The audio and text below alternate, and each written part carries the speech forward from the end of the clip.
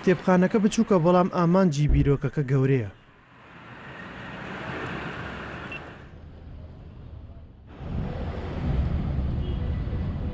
تەمەنم 18 ساڵە و لەگەڵ چرا خان تۆفیق کە هاوڕێی قوتابخانەین ماوەی نزیکی 2 ساڵێک لە ناسین. ئەم ساڵ کۆتا ساڵی خوێندنمان بوو لە پۆلی 12 خوێندکاری پۆلی 12 بووین. ئەم ساڵ تەواومان کرد و بێکەوە بڕیارماندا دەست بە ئیشێ بکەین.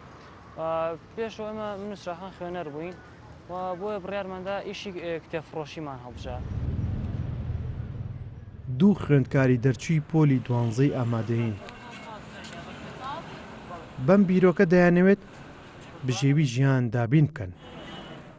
لە ڕێگەی کتێبخانەیەکی گەڕۆکەوە کتێب دەفرۆشن. بیرۆکەیەکمان بۆ هاو کە کتێبفرۆشێکی جوڵۆ دروستکەین و ئازاری خەڵک بات و پێویست کات بۆ هەموو شوێنێکیشی بگوازینەوە گەڕۆکێدا.